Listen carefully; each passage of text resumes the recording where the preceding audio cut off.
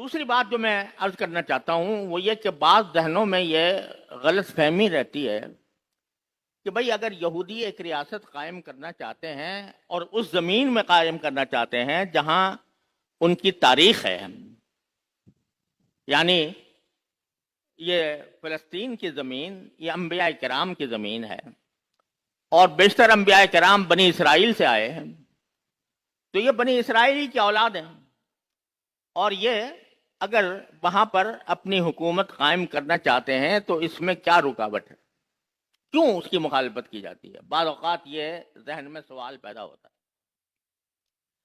یہ پروپیگنڈا اسرائیل کی طرف سے ساری دنیا کو میں پھیلایا گیا ہے کہ ہم اس زمین کے وارث ہیں، لہذا ہم اس بات کے حقدار ہیں کہ یہاں پر حکومت قائم کریں۔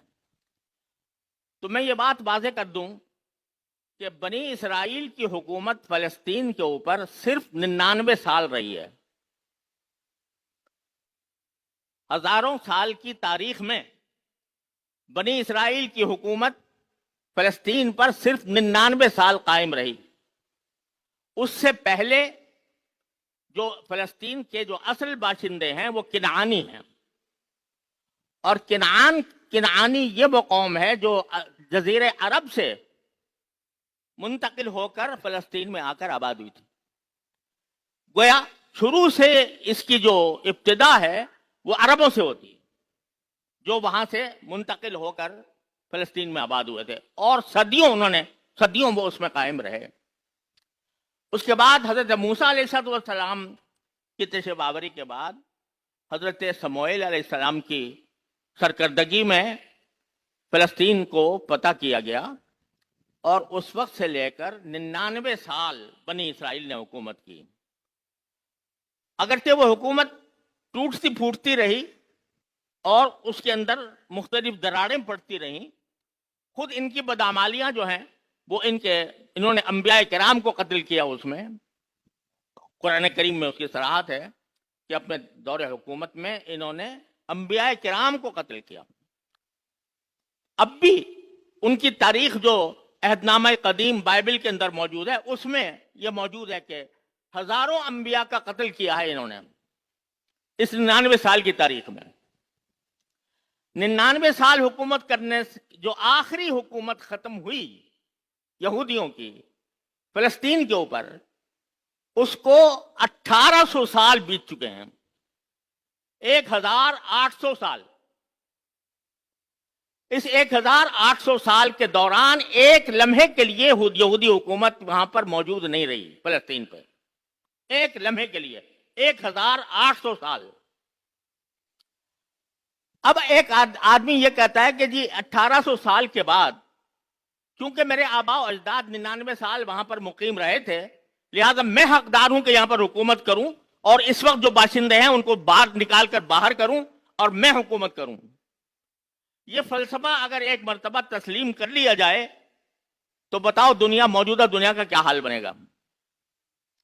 پھر ریڈ انڈینز کہیں گے کہ امریکہ کے اوپر تو صدیوں ہماری حکومت رہی ہے ریڈ انڈینز کی، اور اس کو بہت زیادہ عرصہ بھی نہیں گزرا، 1800 سال بھی نہیں گزرے، تو اب ہمارا حق ہے کہ ہم امریکہ کے باشندوں کو امریکہ سے نکال کر ریڈ انڈینز کی حکومت قائم کریں۔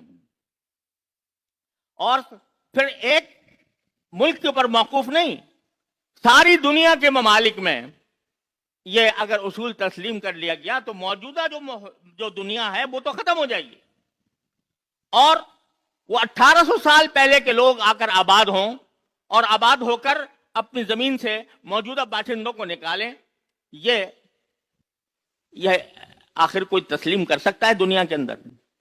لیکن یہ فلسفہ صرف اسرائیل کے حق میں تسلیم کیا گیا، جبکہ اسرائیل یعنی بنی اسرائیل اور یا یہودی دنیا کے مختلف ملکوں میں پھیلے ہوئے تھے، کوئی انگلینڈ میں، کوئی فرانس میں، کوئی سوئٹزرلینڈ میں، کوئی فلاں ملک میں، کوئی روس میں، اور کہتے ہیں یہ سب جمع کر کے اکٹھے لا کر یہاں پر بسائے جائیں گے، اور یہاں بسانے کے لیے اگر یہاں کے باشندوں کا قتل عام کرنا پڑا تو قتل عام بھی کیا جائے گا۔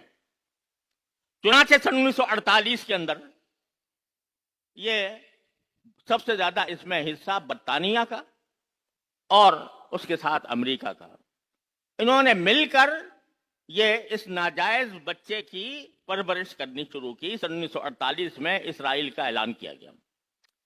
ادھر اسرائیل میں جو اس وقت کا وزیر اعظم بنا تھا بن گوریون، اس نے ادھر اعلان کیا اسرائیل کی ریاست قائم ہونے کا. اس کے 2 گھنٹے کے بعد امریکہ نے فوراً تسلیم کر لیا جہاں ہم اس ریاست کو مانتے ہیں. جبکہ وہ قیام جو آیا تھا وہ دیر یاسین کی کے مذبح کے بعد آیا تھا، جس میں بے شمار بے گناہ فلسطینیوں کا قتل عام کیا گیا تھا. اس کے بعد اور ان کو گھروں سے نکالا گیا تھا. اس کے بعد یہ قائم ہوا تھا. لہذا یہ حق کہنا کہ ہمارا حق ہے سیاسی طور پر بھی غلط، کیونکہ 1800 سال سے ان کی کوئی حکومت وہاں پر نہیں تھی. بلکہ اس دوران مسلمانوں نے کچھ عرصے عیسائیوں نے حکومت کی، کچھ عرصے مسلمانوں نے حکومت کی، اور مسلمانوں کی حکومت کے دوران ان کو پرامن طریقے سے ان کو آباد کیا گیا مختلف جگہوں پر. البتہ خلافت عثمانیہ کے زمانے میں سلطان عبد الحمید رحمۃ اللہ علیہ نے یہ فرمایا تھا کہ میں ان کو یہ نہیں کرنے دوں گا کہ وہاں پر جا کر وہ اپنی آبادیاں بنائیں. وہ نہیں کرنے دیا انہوں نے. لیکن خلافت عثمانیہ کے جس حصے میں بھی جہاں کہیں یہودی آباد تھے ان کو مذہبی آزادی حاصل تھی، اپنے مذہب پر عمل کریں، کوئی مسئلہ نہیں تھا. ایسا نہیں ہوتا تھا کہ ان کے اوپر کوئی ظلم و ستم کیا جا رہا ہو. 1800 سال بعد یہ بکھرے ہوئے یہودی وہ کہتے ہیں کہ ہمیں حق ہے اس کا. سیاسی اعتبار سے تو میں نے آپ کو یہ عرض کر دیا.